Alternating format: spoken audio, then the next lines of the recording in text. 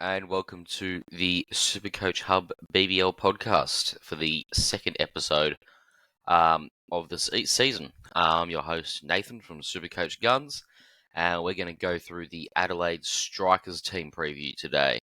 But before we get into it, make sure you'll subscribe to the SuperCoach Hub on YouTube. Make sure you're following us on Spotify and following us on Twitter at the SuperCoach Hub and on Instagram with the same handle. All right, well, let's get into it. In terms of the predicted 11, all right, so I have Matthew Short and Darcy Short opening the batting. I think it just makes sense. They're two natural openers. I get Darcy Short's been really out of form. Probably needs to beat the washed allegations this year, and I don't think he will completely. I think he's definitely well and truly past his prime. But I think there's still something left in him, but we'll get into that later. I've got Chris Lynn at number 3. I have Adam Hose at number 4. I have Thomas Kelly at number 5. I have Jamie Overton at number 6. Harry Nielsen at number 7. Rashid Khan. Not Harry Nielsen, number 7. James Basley at number 7. Harry Nielsen at number 8. Rashid Khan at number 9, Henry Thornton number 10, and Wes Agar number 11. Obviously, Rashid can bat higher if they haven't lost many wickets and he's coming in with 2 or 3 overs to go. So there is that. So let's get straight into the form of these players, and we'll start out at the very top at Matthew Short. Now, in the 100, I believe, he didn't have a great 100 actually. So he had scores of 73 off 36 with the bat, and then none for 8 off his 1 over with 2 dots, so 110 points. Then he scores 8 runs, none for 17 off 2 overs, and 5 dots, so 13 points. Then 0, and he didn't bowl.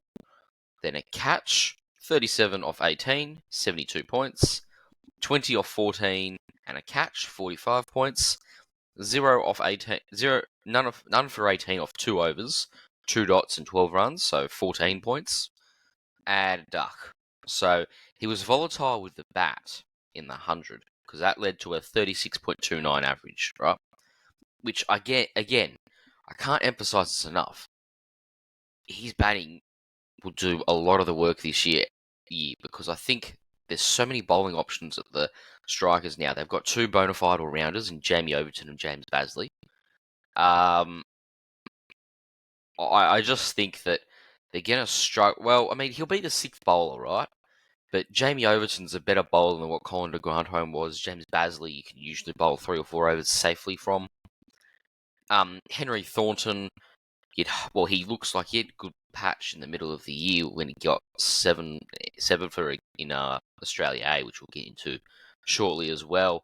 And then Wes Agar's always speculative, but more often than not, let's say he averages out at around 3 good overs from him, more often than not. And then Rashid Khan, you're obviously bowling 4. How much is there actually for Matt Short? Is there more than 2 overs? I'm not convinced. And I'm not paying $250K to find out. The other opening batter, of course, is Darcy Short. Again, this is a bit interesting. He hasn't played any T20 cricket because he's so washed that no one's signing him in domestic comps. But he has played some, let's say, Marsh Cup stuff, and he's got scores of 0, but he got 2 for 47 with the ball, then 0 again with 3 for 81 with the ball, and then just 39 and he didn't bowl. So what that tells me is that, well, we're probably dealing with a similar commodity here right now. He's 67K. I wouldn't be relying on his bowling in this tournament. Matthew Short would absolutely bowl before him. When Rashid Khan leaves, that's when it gets interesting. I think he might get a go then with the ball, just because, that left arm leg spin, it's a point of difference. Whether or not it's good or not, it's a point of difference nonetheless. At number 3, I have Chris Lynn. Now, I believe... it's going to test me. I think he played Major League Cricket. Yeah, he did. And he has scores of 22 off 15, 64 off 45, 0, 9, 38 off 18, 0, 63 off 47, 7 and 31 with no strike rate bonus. So that's 35.4 points a game. Now, he's going to have small games like that, but overall, I think he's definitely a worthwhile consideration after the round one single game, because you got so many teams playing the double. There's not much point picking a striker unless we hear more that Matt Short is definitely bowling more overs. That's the only way I'd pick him. Then at number 4, I have Adam Hose. Again, is he really Supercoach relevant? No, but that's only because he bats at 4. The price is okay, but yeah, batting 4, it's not ideal. I'll read you out his form anyway in the 100.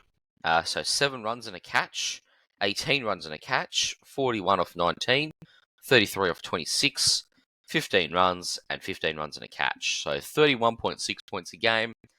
It's not great, but yeah, I don't think he was really ever relevant in the first place.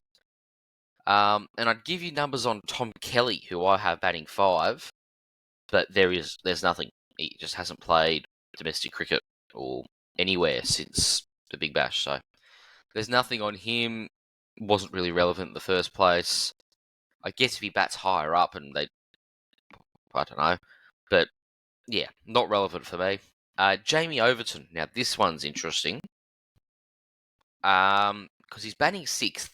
It is currently, I'd say, the 5th bowler, but only just to Bazley. But to be honest, he's probably the 6th bowler, and Matthew Short's the 5th, or something like that. But either way, I just don't know what the role will be. But I can tell you what he did in the 100, and it was not bad. So he scored 22 off 13, then bowled 1 over for 14 with 2 dots. So that's 49 points. Then he had a catch, 2 for 25 off 4 overs, 5 dots, and 37 off 21. That's 137 points. And then he scored 83 off 30 with 2 catches, 138 points. 11 runs, none for 18 off 3 overs with 4 dots, 30 points. 2 runs, 1 for 5 off 1 over with 3 dots, that's 25 points. 10 runs, a catch, none for 14 off 2 overs and 3 dots, that's 23 points. None for 37, 4 dots and 7 runs, it's 11 points. And none for 17 off 2 overs, a dot, and 28 off 19, that's 44 points. And that brings his 100 scores to an average of 56.5 SuperCoach points per game. What I get from that is that you do have someone that can definitely perform in a dual role. But clearly he's not going to bowl 4 overs regularly. So he's bowling 2 or 3, right? Is he relevant for Supercoach? Maybe, because there's a chance he bats 5 and Kelly bats 6, because he seems like he's definitely the scores indicator batting all-rounder, right? He seems to be a good finisher. He might bat ahead of Tom Kelly in certain situations, And, not starting with many of these strikers round 1 just because of the way that the draw has presented itself. So there's no real need to worry about that. We'll get to James Bazley. Now, again, not much domestic cricket outside of Australia. In fact, there's been no T20 cricket from him since. But he has played a lot of List A, Marsh Cup stuff. So he's had scores of 0 and 2 for 20, 5 and 2 for 83, 0 and 2 for 46, 7 and none for 30, 0 and 2 for 20, and 15 and none for 21. He's out of form with the bat. Alright, I'll get that out of the way straight away. He's going okay with the ball. He's out of form with the bat. Alright, so we need him to pick up that form if we're going to consider him. He's very expensive. Doesn't play round 1. Well, he only plays 1 game round 1. He's not for me because that's just grim reading. The fact that he hasn't broken 20 in the last 6 games he's played.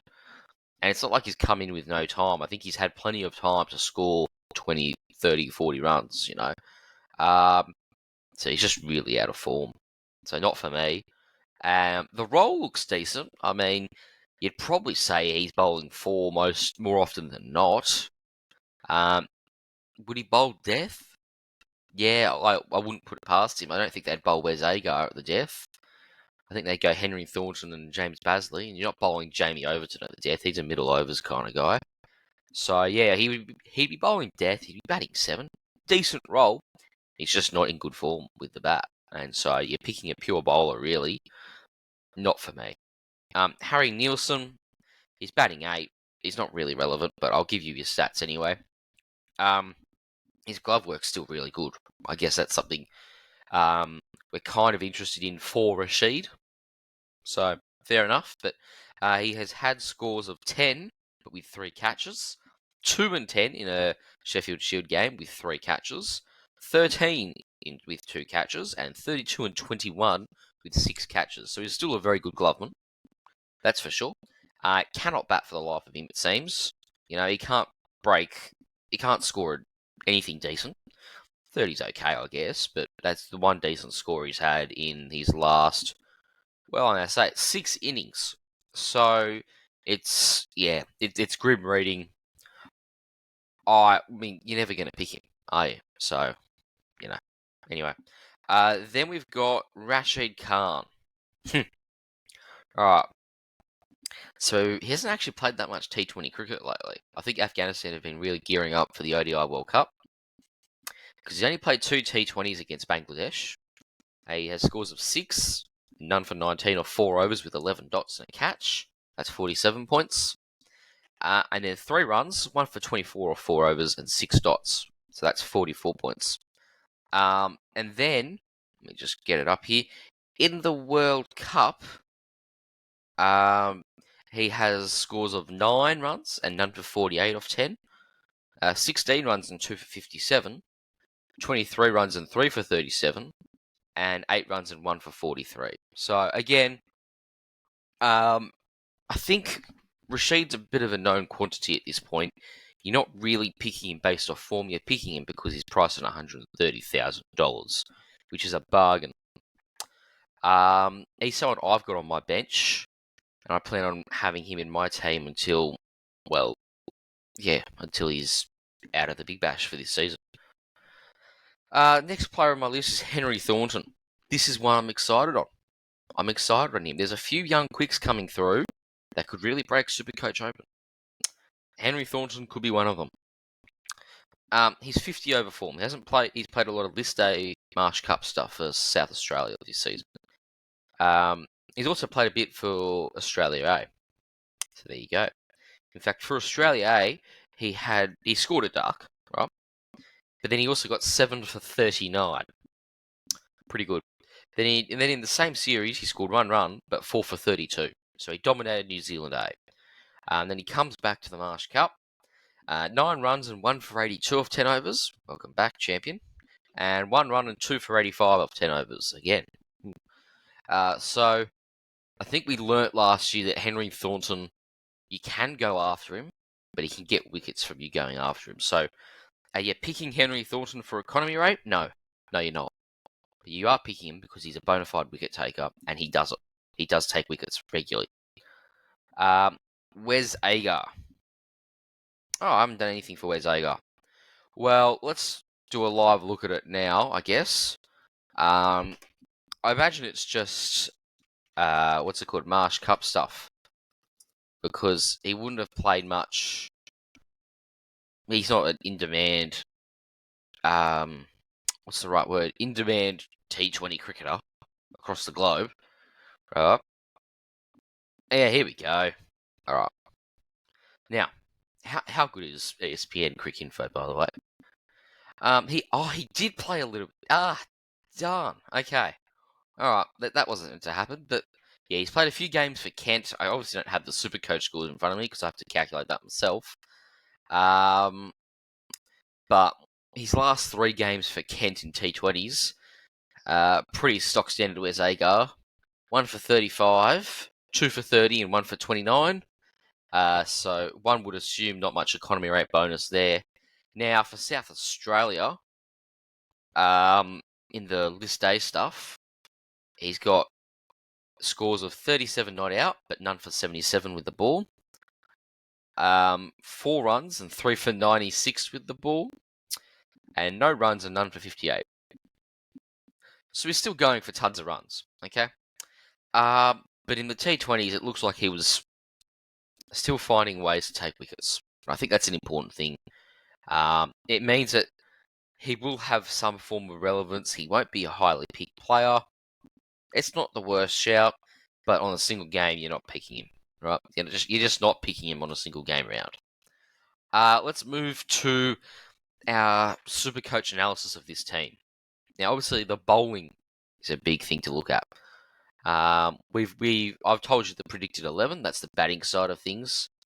I mainly look at Darcy Short as an opener at 67k. You'd think that value goes up. You'd think he could reach triple figures in his price. Chris Lynn, can he back it up from last year? I don't really doubt that he can. I mean, yeah, it's Chris Lynn, people. He seems to always find a way to have some decent scores in there that are just going to hurt you if you don't own at some point. Adam Hose not going to hurt you. Not Adam Kelly. Tom Kelly, irrelevant for Supercoach. Jamie Overton, I lean towards irrelevant, but there's a chance if there's an injury that he does become relevant. James Basley, relevant but out of form. Harry Nielsen, irrelevant. Rishi Khan, very relevant, almost a must on your bench. Henry Thornton, yeah, I'm going to say relevant, and that's all I'm going to leave it at, because I don't know if he's taking wickets, but he's going for runs, so he's just doing typical pace bowler stuff. Wes Agar, I lean towards irrelevant, only because I'd rather have Henry Thornton out of the two of them. Now in the bowling, obviously, Matthew Short's the interesting one here. How many overs are we going to see from Matthew Short?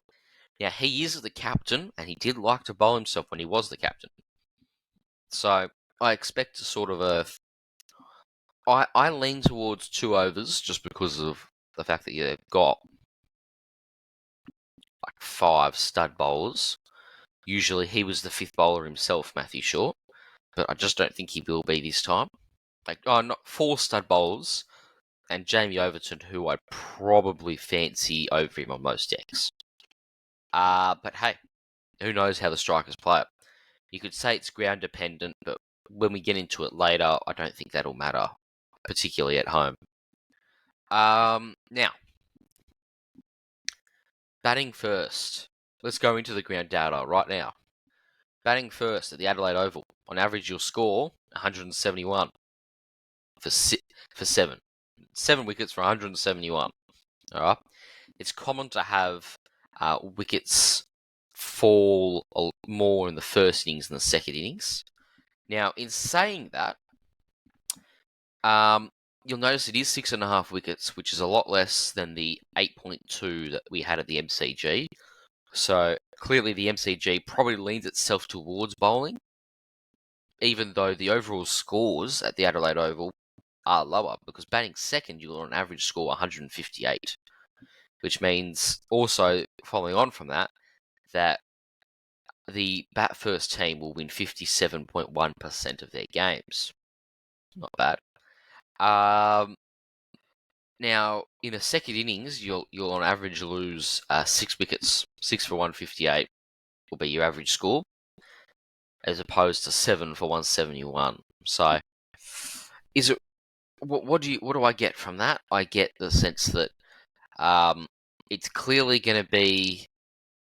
It's going to be not as a high scoring ground. It's definitely going to be a bat first ground. That's very clear to me. The other ground, the MCG that we covered last week, that wasn't too dependent. It was just a good wicket taking ground because of those big square boundaries. People trying to slog to cow and get caught in the deep.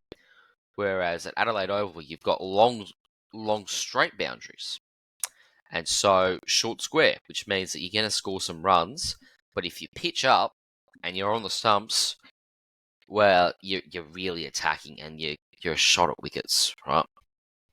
Now this is something I got some feedback on last week. We did percentage of wickets taken by pace or spin. Obviously, one of the things that I realised was that, well, not I realised, that was given to me, was that, well, paces do bowl more overs than spin. Now, I agree with that for sure. Obviously, it's very rare that you'll see spin bowled more than pace in Australia, particularly. So we modified the statistic, and it's now strike rates, which is how many balls for a wicket, which I think is a lot more relevant, because it paints a similar light, but just through a more balanced lens, I guess, because you're not looking at, spin was only bowled for 8 overs and they only got 33% of the wickets, and instead we're looking at how many balls do you need to take wickets as a spinner or as a pacer. So for pace, the bowling strike rate was 20.52.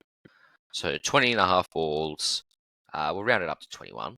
Okay, so 21 balls for a wicket, 3.5 overs, means that more often than not, a pacer will take a wicket.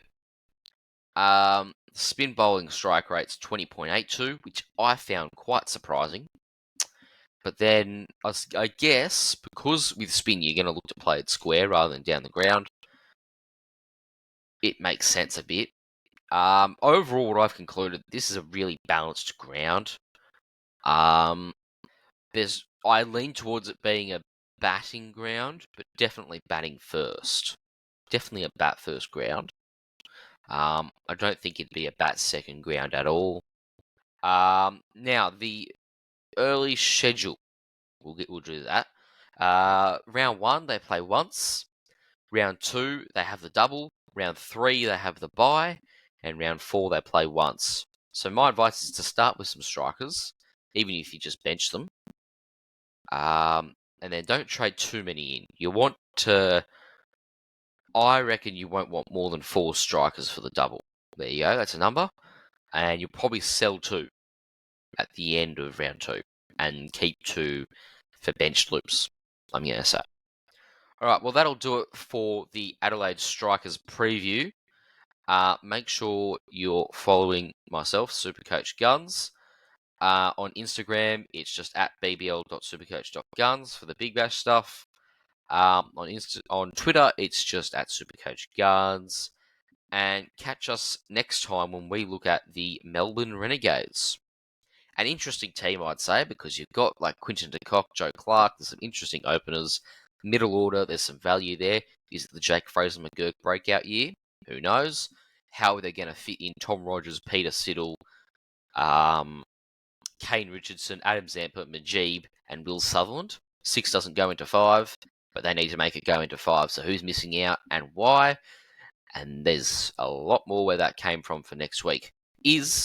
And the big question that I want to answer next week, is Marvel Stadium really that spinner dominant? I'm going to say it is, but there's only one way of finding out. That's looking at the data, and we'll do that next week.